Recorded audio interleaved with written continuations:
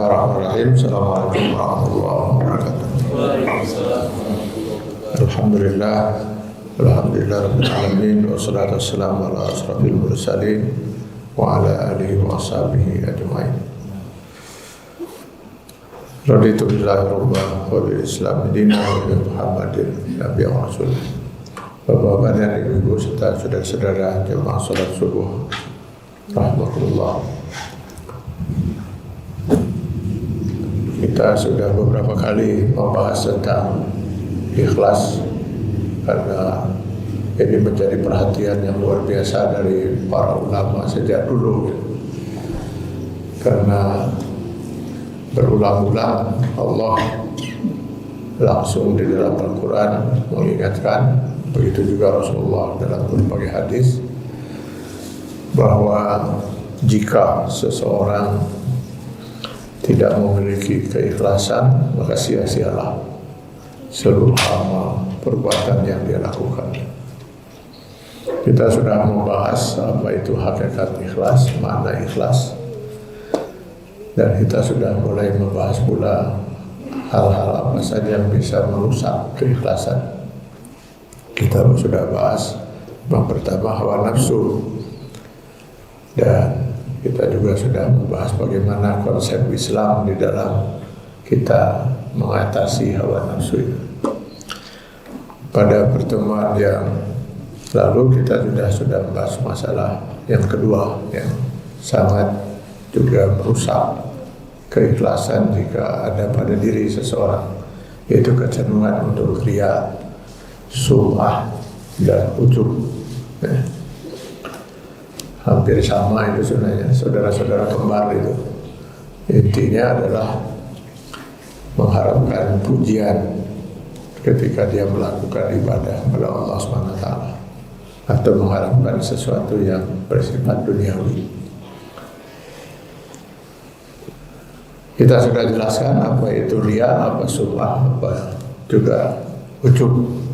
Nah, sekarang yang kita akan bahas bagaimana menurut pandangan para ulama jika seorang beramal yang amalnya ada unsur riya dalam dia beramal. Imam As-San'ani ini salah satu tokoh dari kelompok yang pertama. Beliau nama aslinya Abdul Razak As-San'ani. As-San'ani itu karena beliau berasal dari Sana'a, salah satu kota di Yaman. Orang-orang Arab biasanya begitu loh. Kalau nama seseorang itu dihubungkan dengan tempat tinggalnya atau tempat lahirnya. Jadi Sana'ani, jadi terkenal Abdul Razak As-San'ani. Kalau Bapak Ibu bisa jadi siapa, misalnya Abdul Razak Al-Bandungi gitu, karena tinggal di Bandung gitu. Al-Padalarani. Beliau ini ahli hadis dan ahli fikih. Beliau nanti juga, oh ini baterainya habis. Ini tes, ya. Beliau ini ahli hadis dan ahli fikih. Nanti di kubu ini juga beliau didukung oleh Imam Al-Ghazali.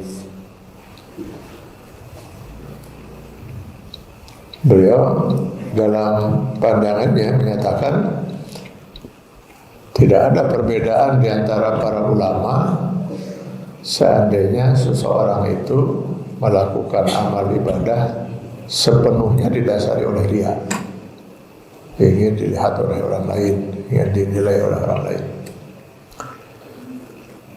Tidak ada sedikit pun niat dia untuk mengabdi pada Allah, tapi sepenuhnya seseorang melakukan amal perbuatan itu hanya karena ingin dipuji oleh orang lain atau ingin dilihat oleh orang lain sebagai orang yang ahli ibadah.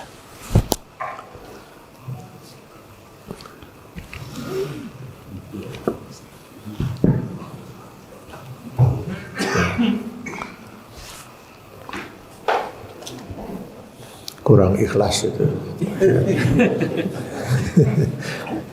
Baterainya sudah habis. Dan ini mungkinkah terjadi? Sangat mungkin. Sangat mungkin terjadi seseorang beribadah padahal dia tidak punya niat untuk mengabdi pada Allah. Seperti ibadah yang dilakukan oleh orang-orang munafik. Orang munafik itu mereka adalah orang-orang yang kufur pada Allah itu. Tapi mereka ikut melakukan ibadah karena ingin dianggap sebagai seorang mukmin atau muslim. Rasulullah SAW menjelang perang Uhud itu luar biasa terkejut. Barulah terbuka ternyata dari 1.000 pasukan yang disiapkan untuk menghadapi perang Uhud yang luar biasa tidak seimbangnya itu. Ternyata dari 1.000 pasukan itu 300 akhirnya keluar dari pasukan dan terbukti mereka orang-orang munafik. 300 mereka. Sehari-hari mereka ikut sholat bersama Rasulullah. Mungkin malah di saf pertama itu. Apa susahnya bagi orang munafik hanya untuk sekedar ikut sholat 5-10 menit. Bahkan kalau perlu pergi naik haji. Salah korbannya itu kan sempat naik haji. Itu bisa meyakinkan umat Islam kalau dia itu seorang muslim. Nah tentu orang-orang munafik ini sama sekali tidak ada nilai apa yang mereka lakukan. Apapun yang mereka hatinya kufur, tidak ada niat untuk mengabdi pada Allah sedikit pun. Kalau ini sudah pasti tidak ada nilai sama sekali di sisi Allah. Dan inilah yang dimaksud oleh Allah di Quran surat An-Nisa ayat 142, wa iza qamu ila sholat qamu kusala yura'unan nas. Kalaupun mereka melaksanakan sholat, mereka melakukannya sambil malas karena tidak ada. Mereka hanya terpaksa saja melakukan itu supaya kelihatan kalau mereka itu seorang muslim. Yura'unan nas, hanya untuk dilihat oleh manusia. Jadi menurut Imam As-San'ani dan para ulama lainnya di kubu ini, itu sepakatlah orang semacam ini gak ada nilainya dari amal ibadahnya.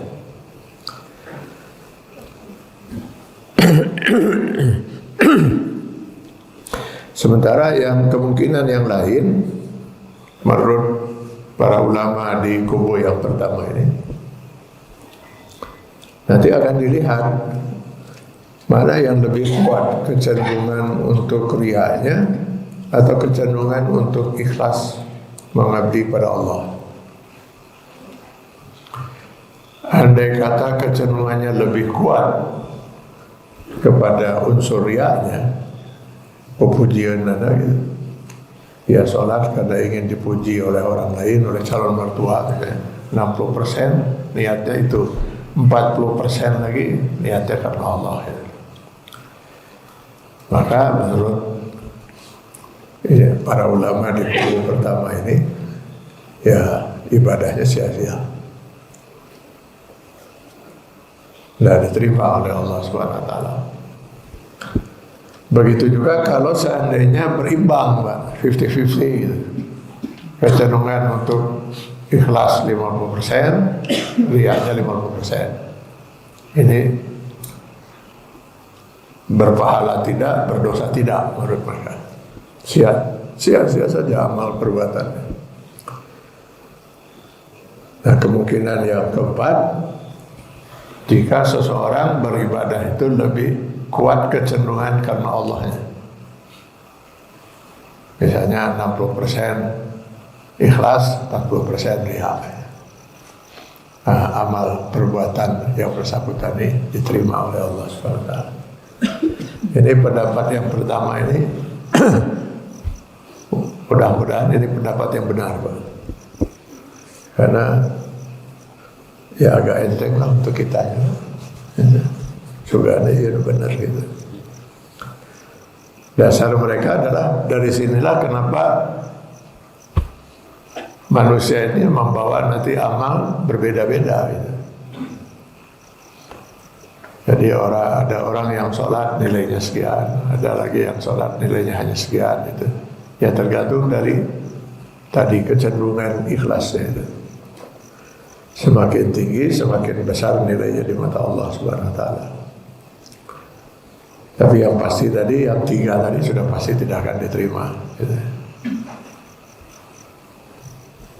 Imam Al-Ghazali memperkuat pandangan ini dengan berdasari pandangannya pada Quran surat Al-Zalzalah ayat 7 dan 8. Faman ya'mal mithqala dzarratin khairan yarah wa man ya'mal mithqala dzarratin syarran yarah. Jelas sekali Allah menyatakan bahwa sebesar zarah sekalipun amal perbuatan kebaikan itu pasti akan dia dapatkan pahalanya. Sebaliknya sebesar zarah, sebesar atom perbuatan dosa juga akan dihitung oleh Allah Subhanahu wa taala. Jadi tidak ada amal yang sia-sia, tapi dengan syarat tadi sepanjang kecenderungan karena Allahnya lebih kuat. Masa hanya karena ada unsur riya sedikit saja lalu kemudian menjadi sia-sia amal perbuatan itu. Ini menurut pendapat penduduk pertama. Dasar mereka yang lain An-Nisa 40, innallaha la yazlimu misqala dzarratin wa in taku hasanatan yudha'ifha. Allah tidak akan pernah menzalimi, artinya tidak memberi nilai terhadap sebuah amal perbuatan walaupun hanya sebesar zarah. Bahkan bukan hanya saja menerima suatu amal perbuatan, Allah siap untuk melipat gandakan. Jadi bukan, kalau dosa kan tidak ada yang dilipat gandakan, Pak. Tapi kalau amal, begitu maha bijaksananya Allah berkenan melipat gandakan. Di dalam hadis itu mulai dari 10 sampai dengan 700 kali. Jadi sekali kita beramal, tadi kita salat subuh, kalau diterima oleh Allah, nilainya itu bukan 1, minimal 10, bisa 11, bisa 12, bisa 100, bisa sampai 700. Seolah-olah kita sudah 700 kali salat subuh itu. Itu yang tertinggi lah itu. Ini kalau kita melakukannya di Masjid Al-Quwah. Jadi kalau di Masjidil Haram berarti 700 kali 100.000 sekali beramal. 700 kali 100.000. Itu kalau di luar bulan Ramadan. Kalau di bulan Ramadan jatuh di Lailatul Qadar berarti 700 kali 100.000 kali 1000 bulan. 1000 bulan. Sabrahat apa? Hasil itu 700 kali 100.000 kali 1000 bulan. Sekali beramal.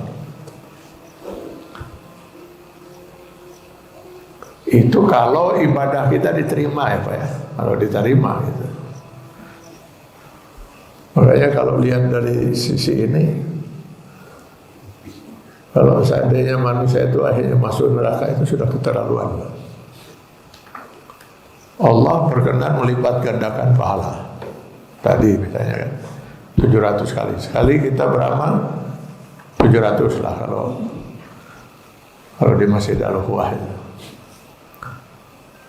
Sekali kita berbuat dosa kan cuma 1. Padahal nanti yang akan menentukan kita masuk surga atau nauzubillah seorang masuk neraka itu kan tergantung pada mana yang lebih berat. Wa amma man sakulat mawazinuhu fa huwa fi 'isatir radiyah wa amma man khaffat mawazinuhu fa huwa muhawiyah. Jadi kalau misalnya nanti amal ibadahnya beratnya misalnya 51 kilo atau 50 kilo lebih 1 gram. Sedangkan dosanya 50 kilo kurang 1 gram. Maka lebih berat itu. Nah, itu jelas langsung masuk surga. Si dosa 50 kilo kurang 1 gram itu langsung hangus. Kalau lihat dari sini rasanya optimis lah kita masuk surga itu ya. Sekarang kita beramal minimal 700. Kalau dikali kilo tadi 700 kilo. Sekali kita berdosa dengan 1 kilo, Pak. Aman lah, insya Allah aman. Cuman masalahnya itu tadi, dikali 700 kali 1000 bulan kali 100.000 itu kalau ibadah itu diterima. Sementara yang namanya dosa betul hanya dikali 1, tapi pasti itu mah diterima. Karena untuk berbuat dosa itu tidak ada syarat harus khusyuk, harus ikhlas gitu. Mudah-mudahan saya kemarin berbuat dosa gak dianggap dosa lah oleh Allah, karena rada kurang khusyuk saya, rada kurang ikhlas. Gak ada persyaratan itu. Ya, jadi kenapa dari 10, Pak? Perhitungannya itu dari 10 ya, 10 kali sampai 700 kali lipat. Karena 1 itu untuk niat, Pak. Jadi ketika seorang berniat melakukan amal kebajikan, dia sudah dapat 1 pahala, padahal baru berniat. Jadi misalnya gini, sekarang Bapak Ibu berniat, nanti pagi saya mau bersedekah untuk fakir miskin 100.000 rupiah. Baru berniat, Allah sudah perintahkan malaikat tulis, sudah 1 amal itu. Atau hari itu mau berapa niatnya itu, ya silakan, Pak. Tapi Allah yang Maha tahu kita betul-betul berniat atau tidak, kan itu. Kalau betul berniat, kita sudah dapat 1 pahala. Lalu nanti kemudian Bapak atau Ibu kemudian berusaha mencari fakir miskin itu, bawa uang 100 itu, cari, tanya pada orang, nanya, itu mungkin sudah 2 pahalanya itu. Lalu berjalan lagi nyari orang itu. Begitu ketemu fakir miskin, pas dicari uang yang 100.000 itu hilang, nggak jadi bersedekah itu. Bukan 0, Pak. Kemungkinan sudah 9 pahalanya. Sudah 9 kali bersedekah 100.000 itu. Mungkin 8, mungkin 7. Yang pasti lebih dari 1, karena 1 itu niat. 2 sampai 9 itu pahala untuk usaha. Jadi 2 sampai 9 itu pahala untuk usaha. Nanti Allah yang menilai usahanya itu dinilai berapa, 2 atau 3 atau 5 atau 9 paling tinggi. Kalau jadi bersedekah, baru 10 sampai 700. Luar biasa ya, luar biasanya Allah Subhanahu wa taala.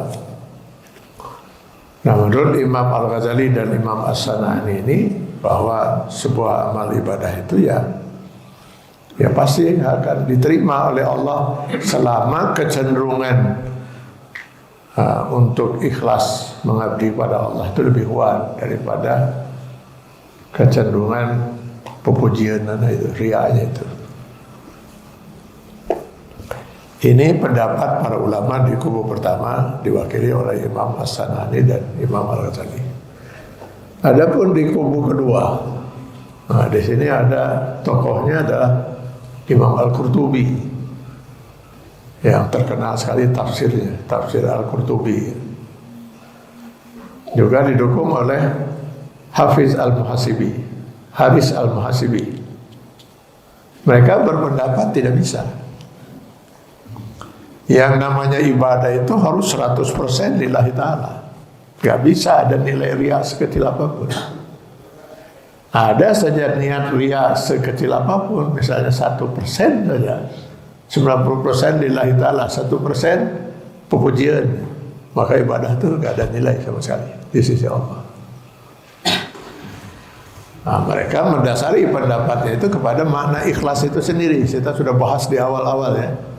Ikhlas itu kalau kita lihat di An-Nahl 66, Allah menyatakan bahwa ikhlas itu dari firman Allah tentang karunia Allah pada kita manusia, yaitu dengan menciptakan air susu pada binatang ternak, kan itu Mudah-mudahan masih ingat kita ya, bahwa Allah kemudian mengatakan min baini farsin wa damin labanan khalisan. Jadi di antara darah dan kotoran dari binatang itu terdapat labanan khalisan. Laban itu susu, khalisan, nah itu akar kata dari ikhlas itu. Jadi susu yang ikhlas. Yang maksud di sana itu susu murni, Pak. Jadi Allah ingin menyatakan bahwa jika Anda misalnya memerah susu sapi misalnya, atau susu kambing, susu unta, lalu ingin langsung diminum, minum saja. Saya jamin kata Allah, walaupun susu itu keluar dari perut si sapi tadi, di mana dalam perutnya itu ada darah, ada kotorannya, saya jamin tidak ada setetes pun darah dan kotoran dari binatang itu tercampur dalam susu itu. Sehingga akhirnya mereka menyimpulkan, oh kalau begitu berarti ikhlas itu ketika sesuatu itu tidak tercampur barang lain. Jadi susu murni itu ketika susu itu murni susu. Kalau sudah ada kopi sedikit, nah bukan susu murni lagi, tapi susu kopi. Kalau emas murni itu ya harus murni emas. Kalau sudah ada campuran perak sedikit atau tembaga sedikit, nah dia sudah bukan emas murni lagi gitu. Maka ikhlas itu murni untuk Allah. Menurutku pendapat para ulama di kubu ini. Jadi kalaupun hanya 1% rianya sudah tidak ikhlas. Kalau lihat dari pemahaman ini mah asa iya udah bener ya Pak. Tapi rada berat. Mudah-mudahan. Karena sampai akhirnya mereka mengambil contoh misalnya bahwa barang yang riya sekecil apapun itu bisa merusak keikhlasan karena Allah Subhanahu wa taala. Mereka ambil contoh misalnya sekarang kita duduk di ruangan masjid ini, aman kan kita, tenang kita. Coba bawa maaf itu ti ucing, Pak. Ti ucing sakepel gitu. Kotoran kucing taruh di tengah-tengahnya. Bubar kita, Pak. Oleh baunya itu. Bubar. Jadi walaupun ti ucing itu cuma sakepel, dia sudah merusak ruangan satu ruangan ini. Sudah nggak nyaman lagi. Bahkan lebih ekstrim lagi mereka menyatakan, ya taruhlah ada air minum 1 gelas seperti ini, siapapun siap untuk minum ini kan, nggak ada masalah. Tapi coba masukkan barang 5 tetes racun itu. Siapa yang berani minum? Bagaimanapun 5 tetes racun itu sudah merusak gelas air segelas ini. Maka riya sekecil apapun dia sudah merusak keikhlasan. Bagaimanapun riya itu adalah syirik. Mau disebut syirik kecil dia tetap syirik menurut pandangan mereka. Syirik itu menyekutukan Allah dalam niat beribadah. Jadi Imam Al-Qurtubi kalau kita baca di dalam kitab tafsirnya itu membagi syirik itu ke dalam 3 bagian. Jadi syirik yang pertama itu syirik yang paling besar, menyekutukan Allah dengan meyakini ada ilah lain selain Allah. Nah, itu syirik yang paling besar itu. Itu syirik orang-orang jahiliyah diantaranya. Menyekutukan Allah dengan berhala yang mereka sembah dan mereka menganggap itu sebagai Tuhan selain Allah. Itu yang diancam di An-Nisa 48 kalau mereka mati belum juga bertobat dari perbuatan syiriknya, jangan harap mereka bisa masuk surga 1 detik pun. Innallaha la yaghfiru an yushraka bihi wa yaghfiru ma duna dzalika liman yasha. An-Nisa 48. Itu tidak ada perbedaan di kalangan para ulama. Yang kedua, menurut Imam Qurtubi, syirik yang kedua itu yang musyrik orang, syirik itu perbuatannya, kalau musyrik orangnya gitu. Yaitu syirik dalam perbuatan. Jadi ketika seorang meyakini bahwa yang menentukan seseorang itu berhasil bukan hanya Allah, tapi ada orang lain atau seseorang atau sesuatu. Jadi dia tidak menganggap ada Tuhan lain selain Allah, tapi menganggap benda atau makhluk-makhluk Allah yang lain yang ikut menentukan berhasil atau tidaknya sesuatu itu. Padahal dalam prinsip Islam yang berhak menentukan sesuatu itu hanya Allah. Kita manusia ini hanya ikhtiar, berusaha. Jadi misalnya seorang meyakini bahwa dia sembuh karena dokter. Dokterlah yang telah menyembuhkan penyakit dia. Obatlah yang telah menyembuhkan penyakit dia gitu. Padahal dalam prinsip Islam, faiza maridtu fahuwa yasfin. Jika aku sakit, hanya Allah yang kuasa menyembuhkan. Obat itu perantara. Dokter itu hanya berikhtiar, berusaha. Dia tidak punya kuasa untuk menentukan sembuh atau tidaknya penyakit seseorang. Terbukti banyak dokter yang sakit juga nggak sembuh-sembuh. Itu kan, bukan dokter yang kuasa menyembuhkan. Nah, kalau seorang meyakini dokterlah yang telah menyembuhkan, dia sudah musyrik. Musyrik dalam af'al, dalam perbuatan. Jadi meyakini selain Allah ada yang kuasa menentukan sesuatu, keberhasilan sesuatu. Nah, ini yang paling banyak mungkin kita khawatirkan terjadi dalam kehidupan di masyarakat kita. Ketika kita meyakini, bukan kita, nauzubillah, seseorang meyakini bahwa batu itu bukan sembarang batu. Misalnya itu. Keris itu bukan sembarang keris. Kayu itu bukan sembarang kayu. Nah, itu, tapi keris ini menentukan nasib seseorang. Maka dia meyakini bahwa dengan memegang keris ini dia akan selamat. Dengan katakanlah dengan mengabdi kepada sesuatu itu dia akan mendapat berkah. Nah, itu sudah musyrik. Dan itu yang mungkin paling kita khawatirkan itu ya. Saya gara-gara sering pakai cincin ini sering jadi masalah nih, Pak. Dulu ya ketika orang masih belum ini mengenal banyak saya itu, ayah ceramah yang nanya itu batu, Pak. Iya, batu. Maksud saya apa hikmahnya? Oh, hikmahnya banyak juga.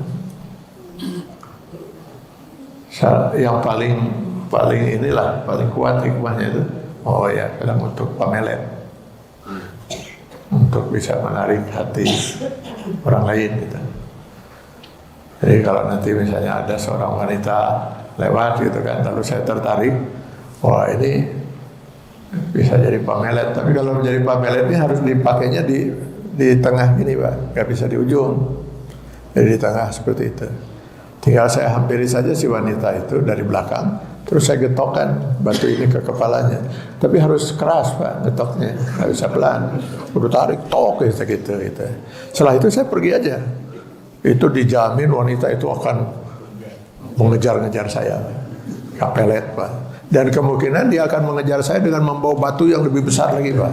Kermaledog gitu. Kok batu malah ditanya apa khasiatnya? Ya batu, nggak ada khasiat apa-apa. Begitu kita meyakini batu ini bukan batu, itu sudah musyrik. Bahwa batu ini membawa berkah, batu ini membawa, nah itu sudah musyrik. Sudah musyrik dalam af'al, dalam perbuatan. Walaupun dia tidak menganggap batu itu Tuhan, tapi dia sudah mengambil bagian dari hak Tuhan. Bahwa hanya kuasa Tuhan, hanya kuasa Allah yang bisa menentukan nasib seseorang. Tidak ada makhluk menentukan nasib. Boro-boro batu, makhluk yang rendah, manusia juga nggak bisa menentukan nasib seseorang. Bahkan tidak bisa menentukan nasib dirinya sendiri gitu. Jadi saya sering kalau mengantarkan atau mendampingi atau katanya membimbing jemaah umroh haji, saya selalu ingatkan itu, hati-hati gitu ya. Ketika kita mencium Hajar Aswad itu, kita berpahala karena melaksanakan perintah Allah, bukan karena si batu itu yang memberi pahala. Batu itu tetap batu. Pahalanya itu karena kita mengikuti perintah Allah. Bergeser sedikit kita udah musyrik, Pak. Makanya saya sedih sekali ketika melihat banyak orang itu mencium Hajar Aswad lalu ciumi seluruh Ka'bah sekelilingnya. Apa yang harus dicium itu? Yang diperintahkan cuma Hajar Aswad. Hajar Aswad itu kalau nggak diperintahkan, nggak akan mau kita menciumnya.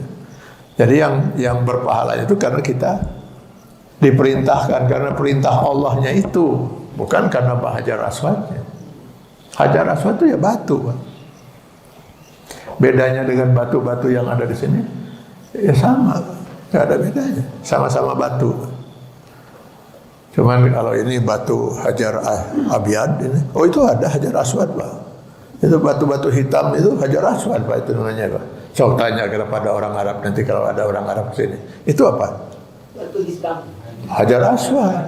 Hajar itu batu hitam, Aswad itu hidung. Semua batu hitam Hajar Aswad. Daripada sibuk susah mencium yang di sana, mending kita orang ciuman.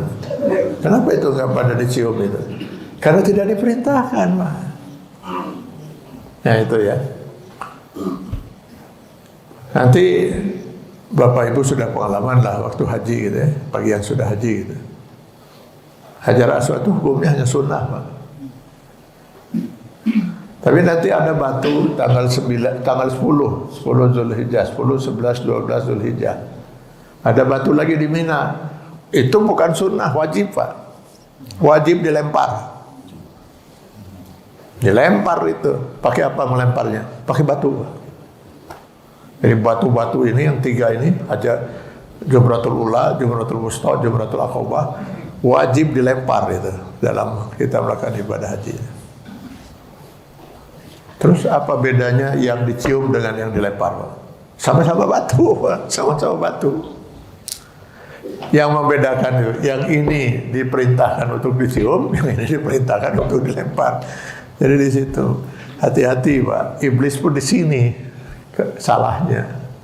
Ketika disuruh oleh Allah Subhanahu wa taala, sujud kamu kepada Adam setelah perintah kepada malaikat. Wa izqulna lil malaikati isjudu li Adam fasajadu illa iblis, kan itu. Iblis ikut mendapat perintah. Malaikat langsung sujud karena itu perintah Allah. Sedangkan iblis, nah ini masalahnya, dia melihat, loh, siapa Adam? Adam kan makhluk yang diciptakan dari tanah, sedangkan kami diciptakan dari api. Masa kami yang lebih mulia harus sujud pada yang lebih rendah? Ini bukan urusan siapa yang mulia, siapa yang rendah. Ini perintah Allah. Nah, itu kesalahan iblis itu. Akhirnya dia menentang dan dilaknat oleh Allah Subhanahu wa taala. Yang mulia itu perintah Allahnya, bukan Adamnya. Adam tidak lebih mulia daripada jin. Yang mulia itu hanya orang yang bertakwa kepada Allah, di mata Allah itu mulia, kan itu. Bukan karena manusianya. Tidak semua manusia mulia. Yang mulia itu ketakwaan. Inna akramakum indallahi atqakum, Al-Hujurat ayat 13. Ini yang harus dipahami. Jadi ketika kita sudah mulai meyakini ada makhluk di bawah kita, malah gitu ya. Semua itu kan makhluk di bawah kita sebenarnya, kan. Benda padat, tumbuh-tumbuhan, hewan itu kan di bawah kita. Lalu kita menganggap dia punya sesuatu yang bisa menentukan nasib kita, nah, sudah musyrik itu. Sudah musyrik. Nah, sekarang praktek kemusyrikan itu luar biasa banyak. Orang masih ada yang percaya dengan keris pusaka, kan itu kan. Lalu setiap tahun dimandikan, airnya diperbutkan, dibagi-bagi. Celaka, itu sudah musyrik itu. Musyrik dalam afal. Nah sekarang bau kemusyrikan ini makin menyengat di Jawa Barat ini, kan. Apa itu yang bergelantungan di gedung sate itu sekarang? Padi bergelantungan. Lalu bumbu-bumbu masak itu, bawang, segala macam ada di situ. Lalu ada kereta itu, entah kereta apa itu, tapi di bawahnya ada sesajen. Gitu. Untuk apa itu semua? Jadi Bapak Ibu kalau perlu bumbu, mau masak habis bumbu, bisa ke gedung sate, Pak. Itu banyak bawang di sana, banyak cabai. Bagi yang tidak punya beras bisa ngambil di situ, banyak padi digantung-gantungin. Apalagi kalau bukan itu kemusyrikan. Apakah kayu itu dalam bentuk apa? Dalam bentuk peti, dalam bentuk gerobak, dalam bentuk kereta, dalam bentuk apa, itu tetap kayu. Tetap kayu. Nggak boleh kayu diyakini bukan kayu. Ketika kayu sudah diyakini sudah bukan kayu, ya musyrik. Musyrik itu. Nah itu ya. Ya terserah sajalah itu ya. Itu pilihan hidup ya. Manusia berhak memilih mau berbuat apa saja. Cuman kita punya kewajiban untuk mengingatkan itu ya. Bahwa ini sudah musyrik perbuatan itu. Jadi itu musyrik yang kedua. Jenis musyrik yang kedua. Yang ketiga, nah musyrik juga ini kata Imam Al-Qurtubi. Musyrik dalam niat beribadah gitu. Menyekutukan Allah dalam beribadah. Di mana dia niatnya tidak lagi hanya untuk Allah, tapi juga untuk seseorang atau sesuatu gitu.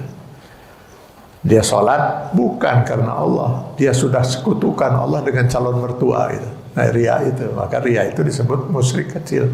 Bagaimanapun dia disebut musyrik kecil, musyrik ringan, ya tetap musyrik itu, menghancurkan amal ibadah.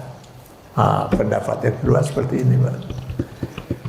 Jadi kalau kita lihat dalil-dalilnya itu alasan-alasannya, kayaknya pendapat yang kedua, Pak, yang kuat itu ya, 3 nama gitu. Tapi mudah-mudahan pendapat yang pertama lah yang benar ya. Rada berat ya, Pak, ya itu ya.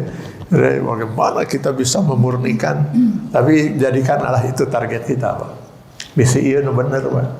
Jadikan target kita untuk bisa benar-benar memurnikan niat kita lillahi ta'ala. Kalau memang kita lihat di Quran surat Al-An'am 162 misalnya kan, yang juga mungkin menjadi pilihan doa iftitah kita, inna salati wa nusuki wa mahyaya wa mamati lillah. Harus lillah itu kan, Pak. Lillahi rabbil alamin. Ya, tidak bisa lillahi rabbil alamin walil dan untuk Allah dan untuk saya kan ada itu, Pak. Jadi harus murni karena Allah. Al-Bayyinah ayat 5, wa ma umiru illa liya'budullaha mukhlishina lahuddin. Manusia tidak diperintahkan kecuali benar-benar ikhlas mengabdi pada Allah Subhanahu wa taala. Jadi memang ikhlas saja, murni dia pengertian itu. Menyekutukan Allah dalam niat beribadah gitu. Nah itu menghancurkan niat karena syirik itu membuat amal itu menjadi batal. Ya, keadaan nilai orang musyrik melakukan amal perbuatan. Sekarang gini misalnya, orang bekerja gitu ya, atau ambillah contoh misalnya, orang kafir gitu ya, banyak menemukan ilmu pengetahuan. Ini kita bisa menikmati terangnya listrik ini kan jasa siapa nih? Jasa si Thomas Edison, ya kan? Ini luar biasa jasanya ini, Pak. Kalau dia seorang Muslim luar biasa betul ya jasa ini. Tapi di mata Allah kan tidak ada nilainya ini. Karena sesuatu itu kekufuran dan kemusyrikan itu nggak mungkin Allah memberi nilai.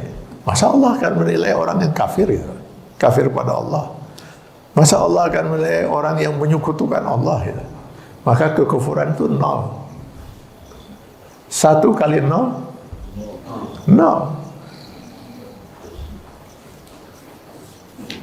3.000 triliun kali 0 0. Nah kenapa contohnya 3.000 triliun itu keheletan korupsi 3.000 triliun dengan 14 tahun konisnya itu. Semua kali 0, sholat kali 0 0, saum kali 0 0, haji kali 0 0. Jadi tidak ada sama sekali nilainya di mata Allah Subhanahu wa taala. Jadi ketika seseorang itu sudah musyrik di mata Allah Subhanahu wa taala, Allah disekutukan gitu. Nah, hadis-hadis yang menjadi dasar dari pendapat para ulama di kubu kedua ini diantaranya Hadis Rasulullah SAW yang mengatakan akhafu ma akhafu alaikum asyirkul asghar. Sesuatu yang paling saya takutkan pada diri kalian adalah syirik kecil, kata Allah. Kata Rasulullah, syirik. Jadi aja tadi syirik itu perbuatannya, orangnya disebut musyrik. Syirik kecil, kata Rasulullah, itu yang paling saya takutkan. Kenapa Rasulullah mengatakan itu lebih ditakutkan daripada syirik besar, Pak? Kecil sekali kemungkinan seorang muslim, ya bukan kecil ya hanya sedikit lah, mungkin muslim yang menyekutukan Allah, Pak. Menyembah Allah lalu menyembah ada sih ada, tapi mungkin itu tidak sebanyak orang yang syirik kecil, Pak. Padahal itu sama-sama akan menghancurkan amal. Ini maksud dari hadis Rasulullah, kenapa dikutip oleh Imam Qurtubi dan Imam Al-Haris Al-Muhasibi dalam kubu yang pertama, kubu kedua ini. Itu yang paling saya takutkan, kata Rasulullah. Lah syirik kecil itu apa? Dijawab oleh Rasulullah, ria.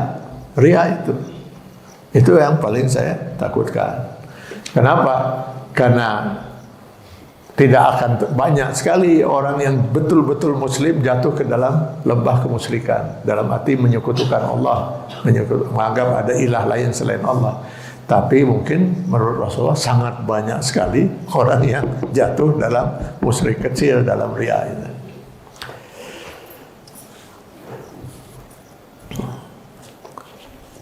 Seseorang pernah bertanya kepada Ibadah bin As-Samit, ya, uqatil fi sabilillah bisayfi uridullah azza wa jalla.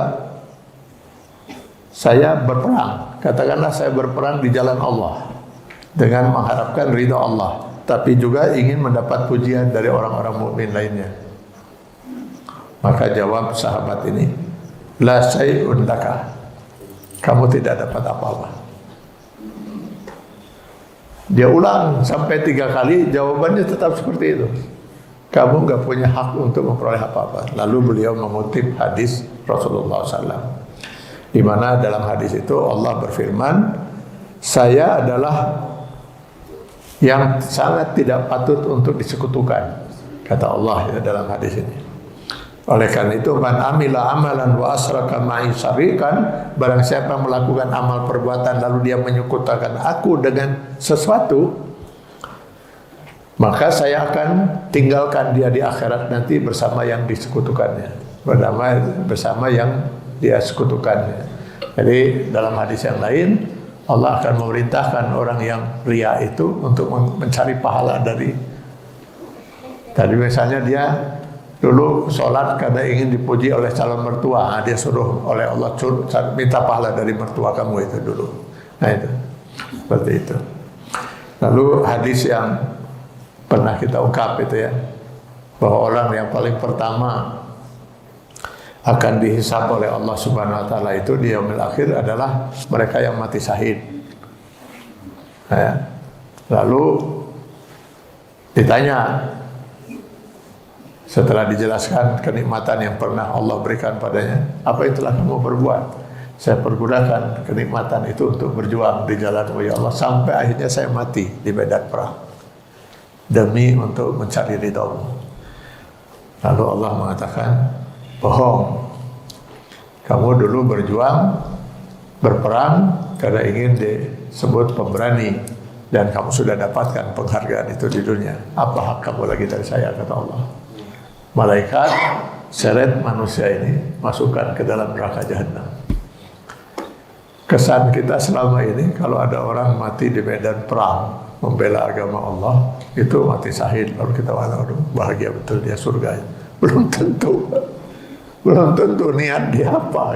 Jangan-jangan niat dia itu tadinya memang dari awalnya itu dia sudah putus asa mau bunuh diri, dia tuh lagi mikir-mikir apa bunuh diri nur ada gaya seketik itulah gitu. Kebetulan ada perang ini, jadi ikut perang. Makanya gitu mati syahid, Pak, biar aku masuk surga gitu ya. Nah yang kedua, yaitu mereka yang kemudian diberi ilmu, lalu dia amalkan ilmunya itu. Dan ketika di akhirat ditanya, apa yang sudah kamu lakukan? Ya saya memanfaatkan ilmu yang ada itu untuk berjuang di jalan Allah Subhanahu wa taala. mengajarkan, menyampaikan Al-Quran, menyampaikan hadis, lalu membaca Al-Quran dengan suara indah, semata-mata untuk mencari ridhamu ya Allah. Wadul, kata Allah, bohong kamu. Kamu dulu menyampaikan ilmu itu supaya disebut seorang ilmuwan, seorang ulama, seorang cendekia, dan kamu sudah dapatkan pujian itu.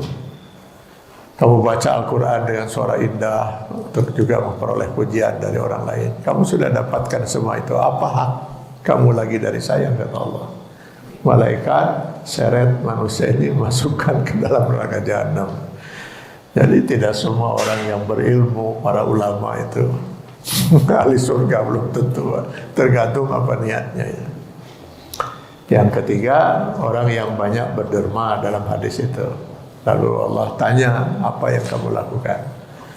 Saya dengan anugerah rezeki yang kau berikan, saya pergunakan semua untuk mengabdi padamu ya Allah, menolong orang anak yatim, menolong orang-orang miskin dan sebagainya, semata-mata untuk mencari ridhamu ya Allah.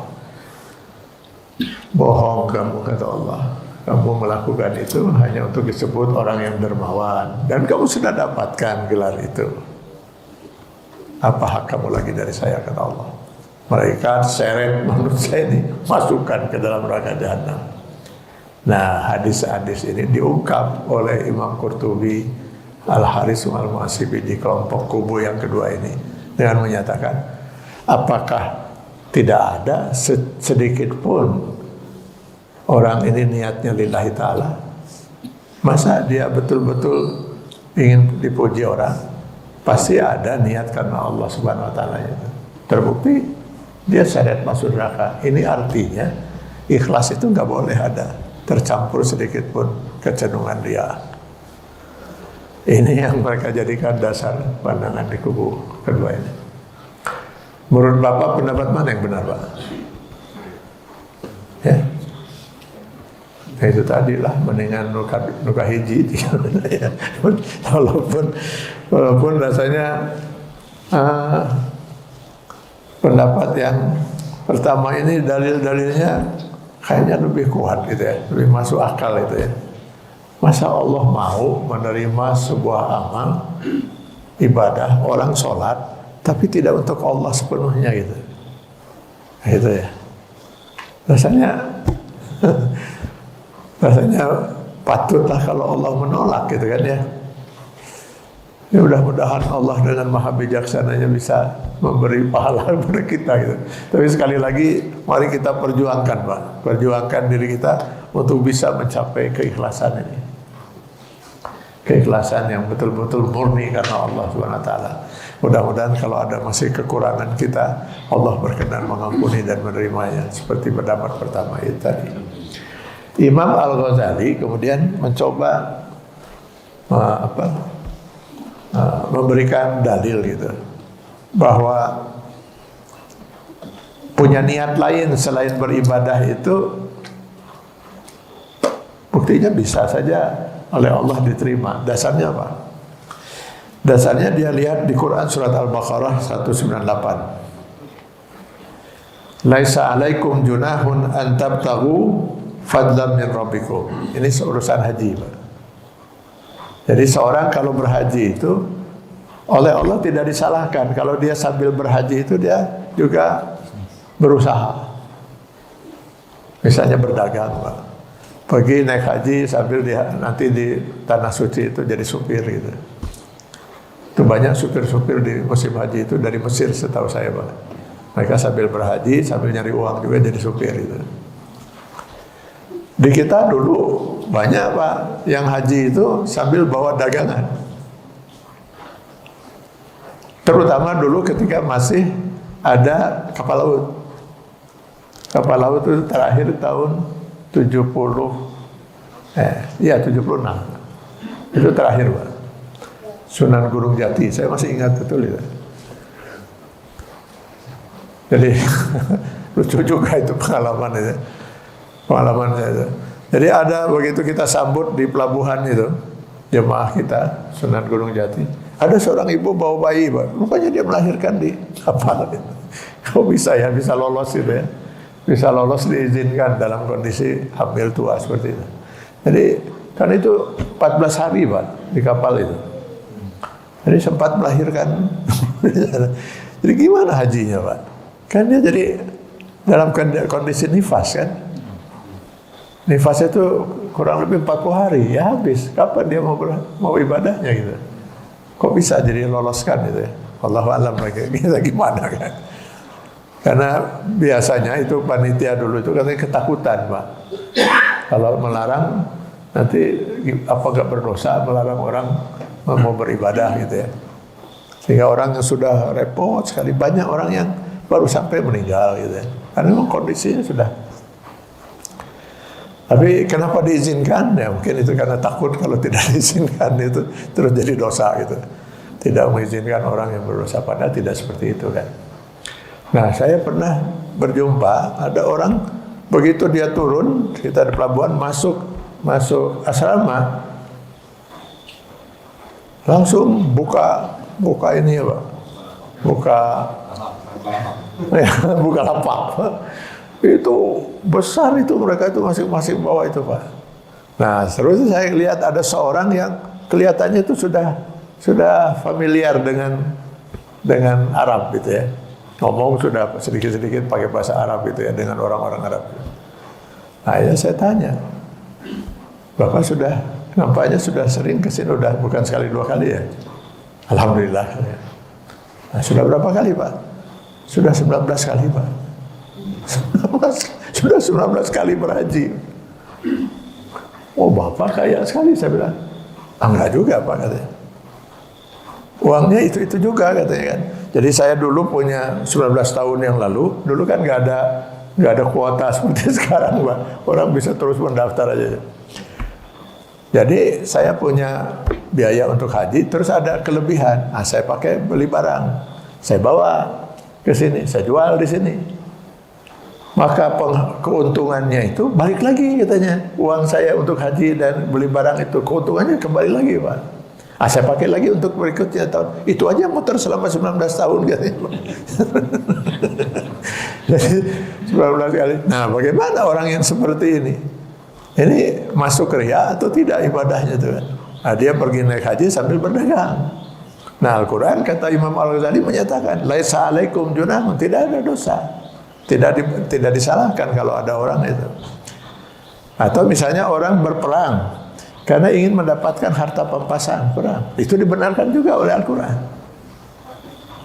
Ya, bahkan oleh Al-Quran dibagi hasil pampasan perang sekian untuk ini, sekian untuk ini. Ada pembagian harta pampasan perang itu.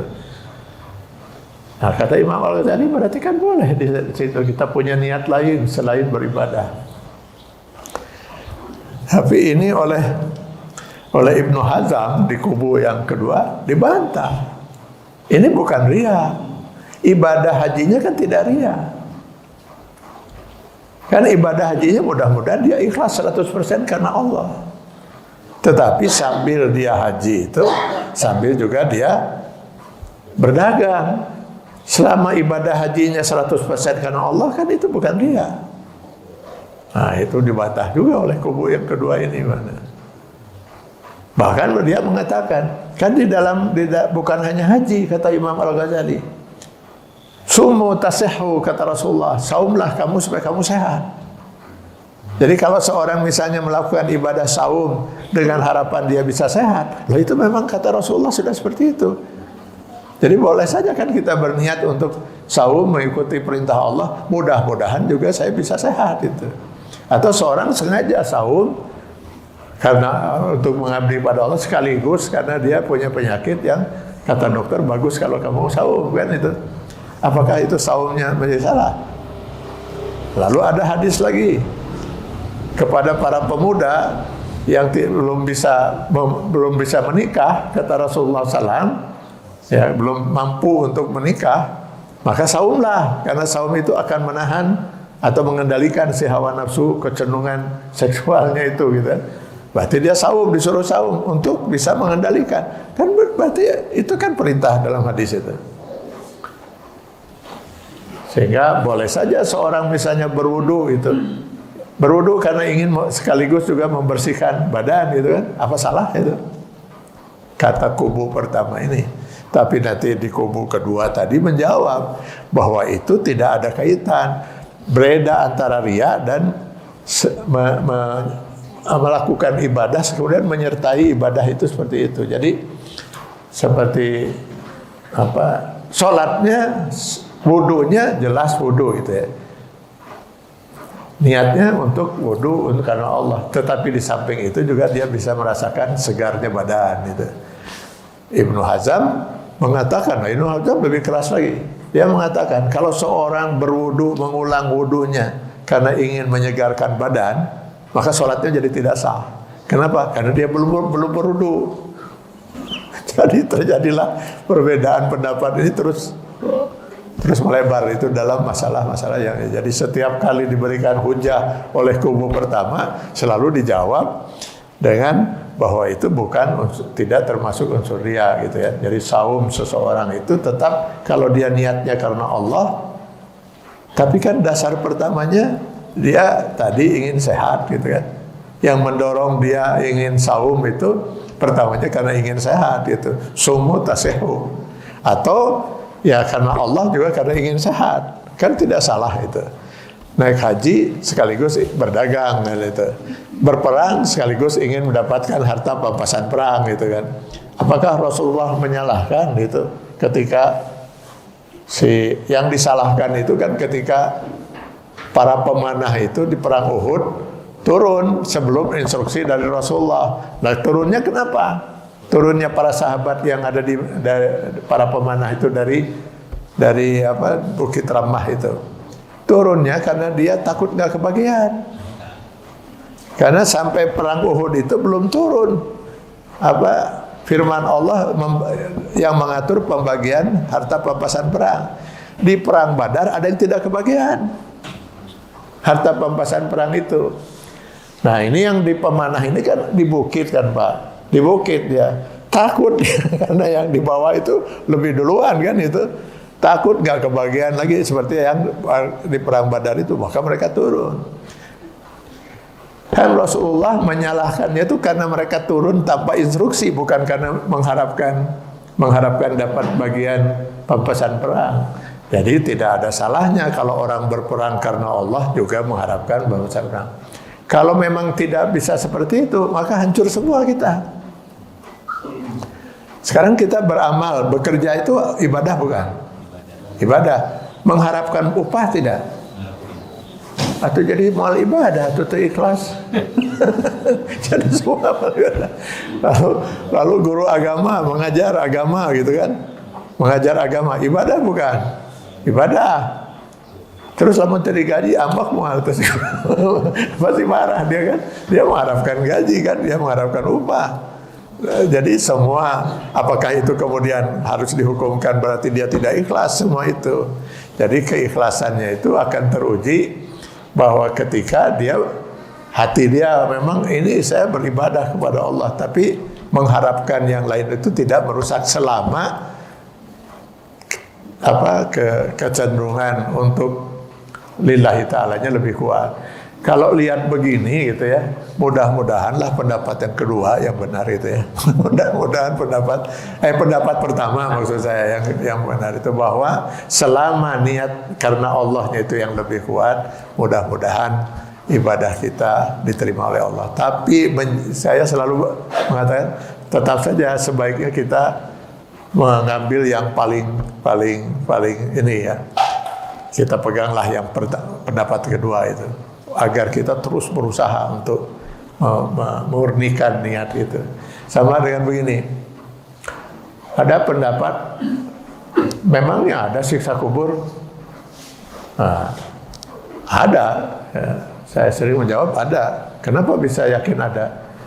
Rasulullah membimbing kita kan, Allahumma inni a'udzubika min azabil qabri wa min azabin nar. Ya Allah, lindungilah saya dari siksa kubur.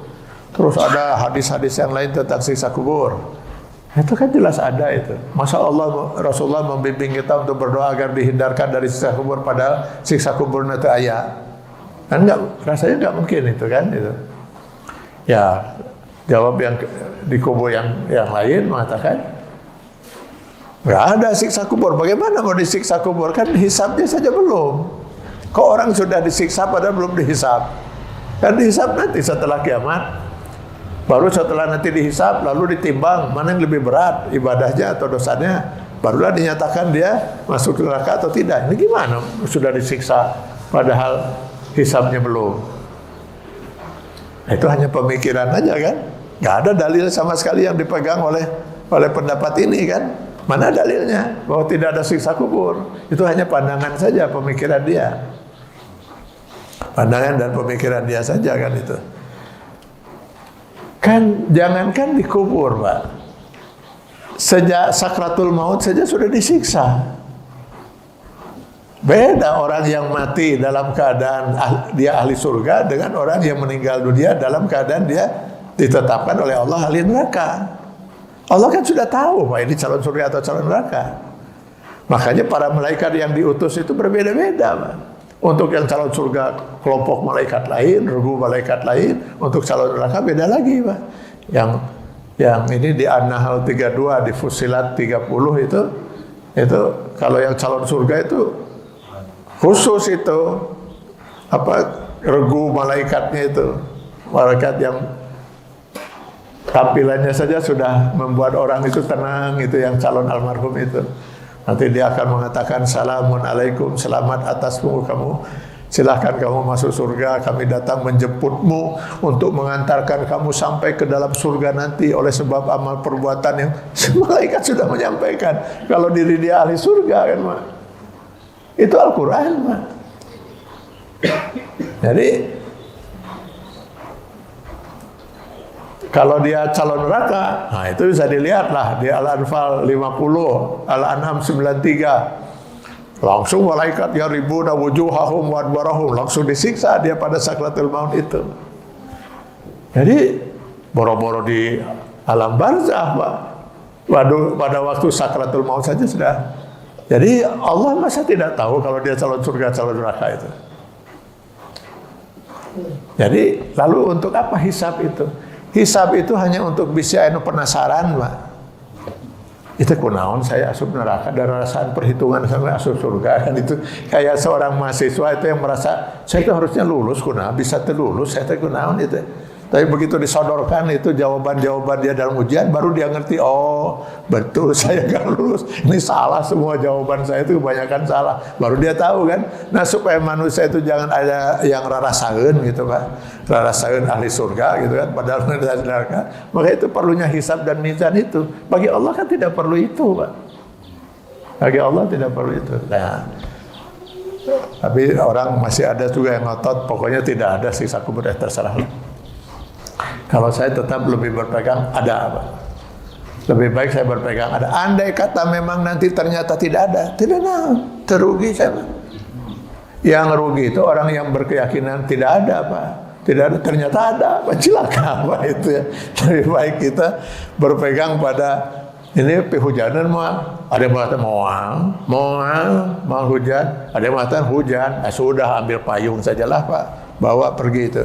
Ternyata tidak hujan, itu naon. Saya sudah siap kok itu. Kalau hujan, kalau nggak hujan juga nggak apa-apa. Daripada saya yakin itu tidak hujan, ternyata saya tidak bawa payung dan hujan, Pak itu. Nyesel kan itu. Jadi lebih baik kita berpegang pada pendapat yang ini dengan harapan mudah-mudahan kita bisa mengejar itu ya. Dengan tahu kita ada siksa kubur, kita akan berusaha untuk mensolehkan diri kita agar terhindar dari siksa kubur dan siksa neraka jahanam. Itu kan itu. Dengan kita yakin ikhlas ini adalah murni, harus seperti itu, peganglah. Walaupun kadang-kadang pemikiran kita Allah Maha Adil dengan dalil-dalil tadi kan dari kubu pertama. Mudah-mudahanlah Allah menerima amal ibadah kita walaupun belum sampai pada tingkat yang 100% murni lillahi ta'ala. Tapi kita berusaha seperti itu. Saya kira itu Bapak dan Ibu sekalian. Mudah-mudahan bahasan ini bisa terus memotivasi kita untuk kita ngeri Pak kalau sampai amal perbuatan kita di mata Allah sia-sia gitu, nggak ada nilainya, betapa ruginya hidup kita sekian puluh tahun. Datang ke masjid, sholat, waktunya saum, kita saum, udah nunggu sampai belasan tahun untuk bisa haji, pas ada kesempatan itu mabrur acan. Itu kan alangkah ruginya itu. Alangkah ruginya semua hidup kita kalau itu sia-sia di mata Allah Subhanahu wa taala. Nah, kita perbaikilah. Mudah-mudahan Allah memaafkan kekurangan-kekurangan kita yang lalu dan kita perbaiki, mudah-mudahan akan lebih baik dari masa-masa yang lalu. Semoga Allah memberkahi dan meridai kita sekalian. Billahi taufiq wal hidayah. Assalamualaikum warahmatullahi wabarakatuh.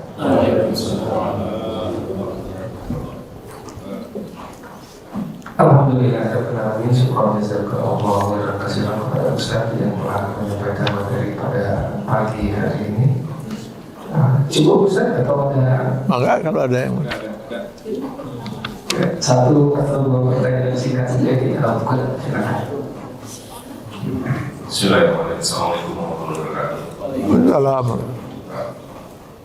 Terima kasih Pak Ustaz. Ini saya barusan di terakhir itu ya, Allah tidak perlu hisab dan mizan. Ya juga ya, karena Allah sudah tahu sangat presisi timbangan manusia. Nah, berarti kan di sini tidak memberikan kesempatan kepada manusia yang suka penasaran. Maksud saya penasaran ini dosa gimana? Nah, apakah di momen ini juga Allah memberikan kesempatan kepada manusia untuk saling menuntut kepada manusia yang lainnya ketika misalnya ada kebaikan atau ada kezaliman antara manusia? Di situ bukan momennya itu. Momen di mana ya Allah kesalahan saya ini karena siapa, saya karena apa? Jadi di situ kan momen di mana manusia itu saling menuntut, ataupun momen di mana manusia itu saya begini karena si fulan misalnya. Mohon ya Allah itu. Terima kasih.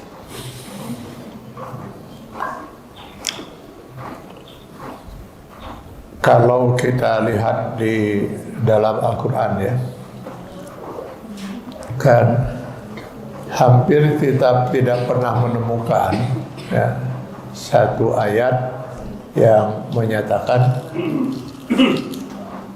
bukan hampir, memang tidak akan pernah menemukan satu ayat yang misalnya menyatakan diharamkan kamu berzina, diharamkan kamu minum khamar dan berjudi, diharamkan kamu memakan harta anak yatim dengan cara yang zalim, diharamkan kamu berbuat keji, perbuatan yang keji baik yang nyata maupun yang tersembunyi.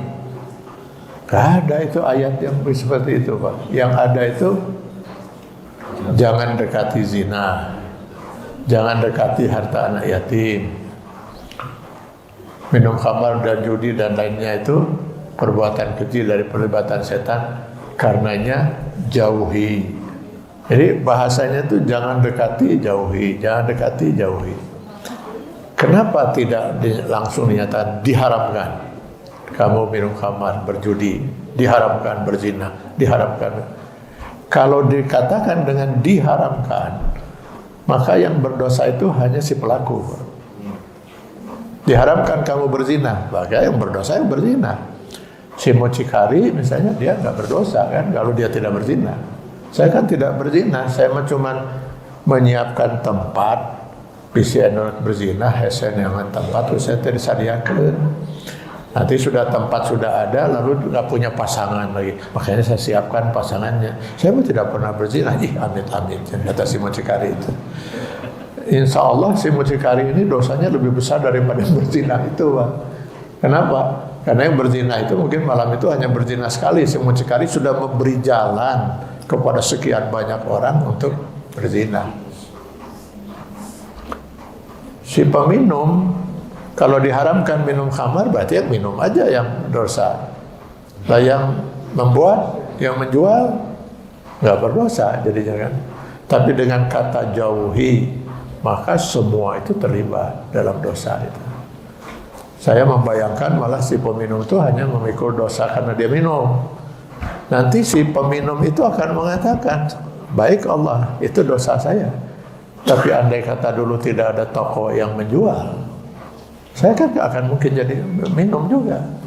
Apa yang itu si pemilik toko bakal diseret oleh Allah Subhanahu wa taala. Kenapa kamu menjual minuman keras itu? Ya, itulah dosa saya Allah. Saya mau gimana lagi dia? Tapi andai kata dulu tidak ada pabrik yang memproduksi minuman keras itu, nah saya juga apa yang mau saya jual? Saya kan tidak memproduksi, saya cuma sekedar menjual hasil produksi pabrik itu. Kebayang si pemilik pabrik itu diseret lagi oleh malaikat gitu di dalam sidang itu nanti itu, dan itu. Kenapa kamu? Maka si pemilik pabrik kemudian mengatakan, andai kata tidak ada tanda tangan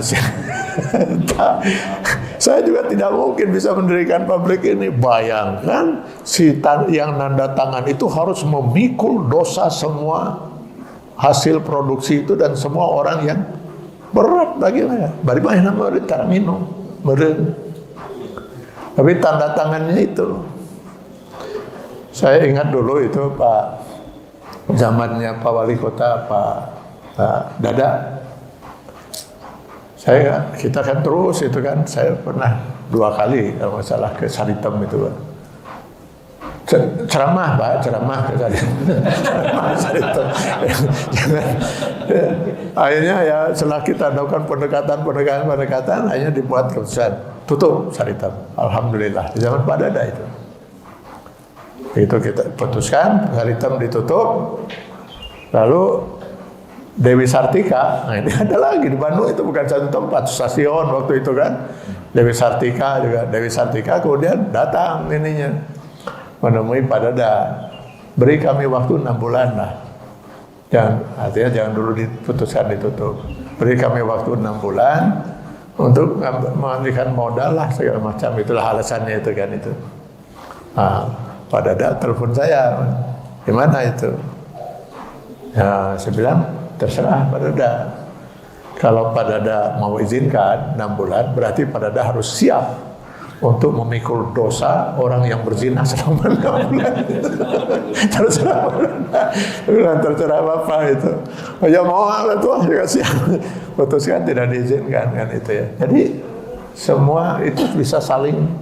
Nah, jadi Allah ketika mengambil keputusan orang ini masuk surga atau neraka sudah mengetahui semua itu, Pak.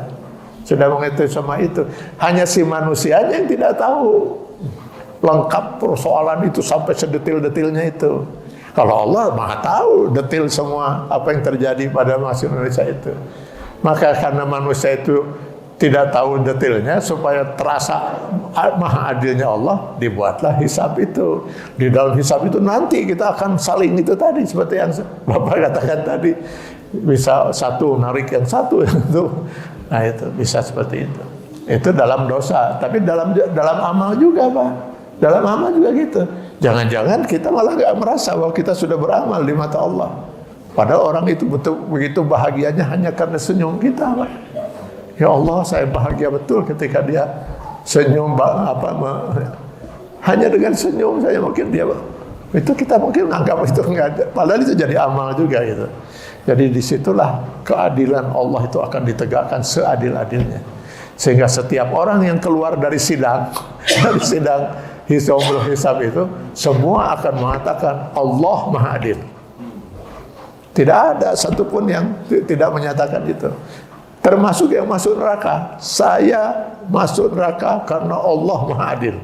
Memang saya patut masuk neraka. Gak ada lagi secuil pikiran rasa tidak keadilan itu. Kenapa? Jadi seperti itu. Satu pertanyaan terakhir Ustaz. Sini ada itu ya. Assalamualaikum. Ustaz, ini agak bahaya yang saya mau bilang paradigma zaman sekarang soal uang, Ustaz. Banyak orang yang hari ini menggunakan uang sebagai tujuan. Saya ketemu sama pengusaha juga China, non Islam, tapi dia mendanai umroh sebagai investor. Berstatement agama politik. Hari ini agama absolut itu adalah uang. Karena uang di setiap negara diterima sebagai tujuan. Bagaimana supaya kita bisa menghindari itu dan tahu kita bisa bertujuan pada Allah, bukan karena kita melakukan sesuatu karena uang, supaya menjadi kelulusan tauhid dan terima kasih Assalamualaikum.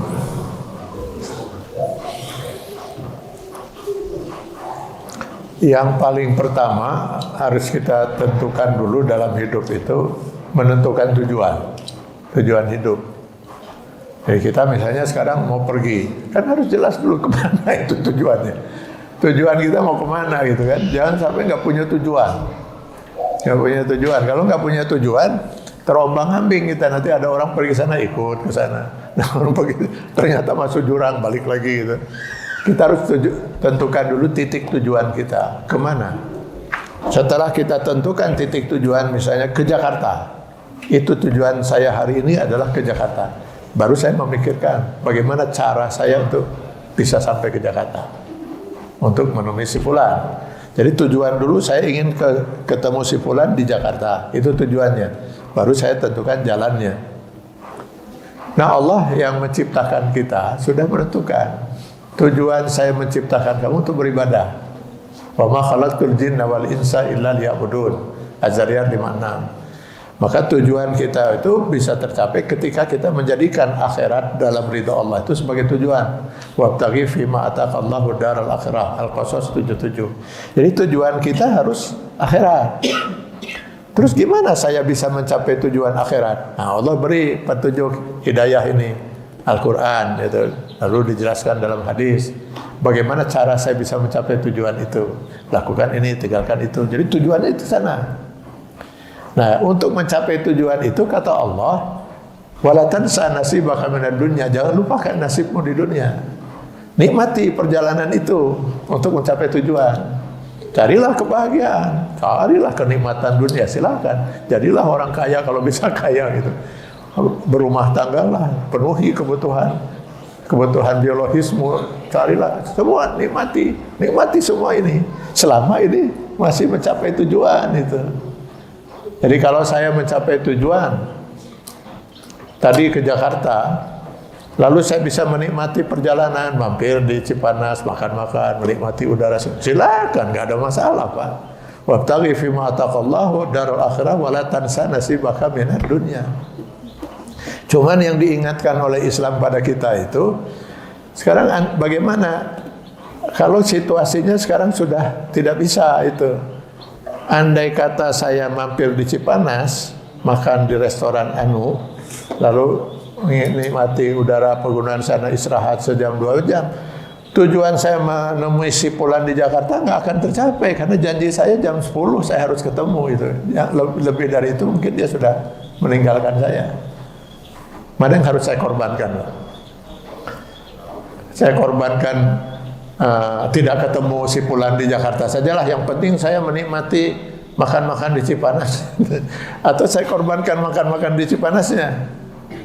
Pasti saya akan korbankan makan di Cipanas karena itu bukan tujuan.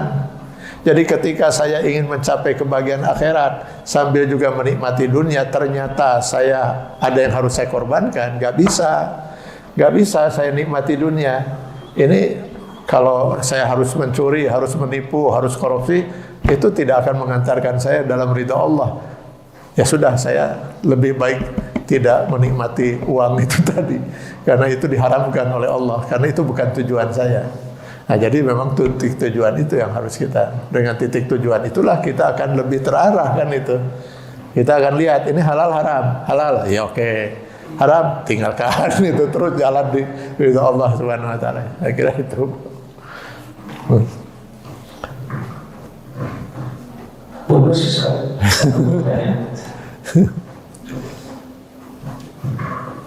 Bismillahirrahmanirrahim.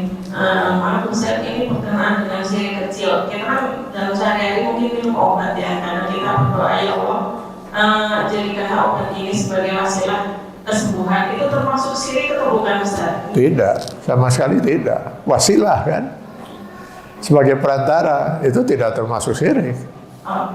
Tidak termasuk syirik. Bahkan itu diperintahkan kan. Jadi yang syirik itu kalau kita meyakini obat inilah yang telah ikut menyembuhkan saya, di samping Allah obat inilah yang telah menyembuhkan. Tidak, itu baru termasuk syirik itu. Tapi kalau kita menganggap ini wasilah, hanya perantara kan, yang menyembuhkan siapa? Allah. Saya mau minum obat sampai 1 ember nggak akan sembuh kalau Allah belum menyatakan sembuh dengan obat. Nah, jadi obat ini hanya wasilah. Saya berusaha untuk berobat. Saya berusaha berobat, pergi ke dokter. Dokter menyuruh saya minum obat, saya minum obat.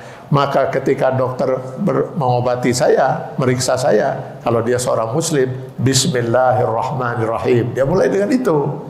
Karena yang nanti akan menentukan sembuh Allah. Ketika saya minum obat, Bismillahirrahmanirrahim. Mudah-mudahan Allah dengan perantaran usaha saya minum obat dan pergi dokter ini, Allah berkenan menyembuhkan penyakit saya. Allah berkenan menyembuhkan, bukan obat ini. Maka terjadilah sekarang itu ada dua orang punya penyakit yang sama, minum obat yang sama, gitu kan. Yang satu sembuh, yang satu meninggal.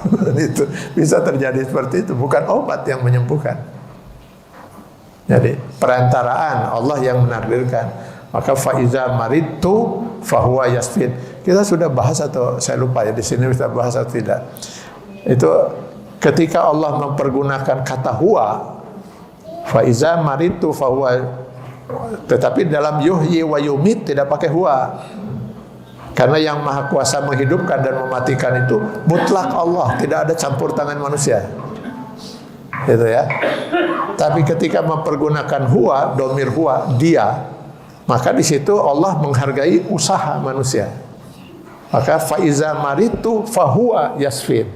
Jika aku sakit, dialah Allah yang maha kuasa menyembuhkan. Pakai kata dia untuk tidak menafikan usaha manusia. Ya. Jadi ada usaha manusia yang Allah hargai gitu kan. Tapi yang menentukan tetap Allah. Manusia boleh berusaha bunuh diri. Yang maha kuasa mematikan Allah. Jadi kalau Allah belum mau mematikan, belum menentukan ajal seseorang, atau Allah tentukan ajal seseorang itu di usia 65 tahun. Di usia 60 tahun dia bunuh diri, gak akan mati. Mau bunuh diri bagaimanapun. Kalau nggak percaya silakan coba. Silakan nanti Bapak Ibu pulang ke rumah bunuh diri. Saya jamin tidak akan mati. Kalau belum waktunya. Sebaiknya jangan dicoba lah. Bisa pas waktunya itu kan. Jadi banyak orang mungkin tidak jadi. Kenapa tidak mati itu kalau dia belum waktunya? Jangan-jangan dia kemudian mengurungkan niatnya untuk bunuh diri. Ada peristiwa apa sehingga dia nggak jadi bunuh diri, atau talinya putus misalnya.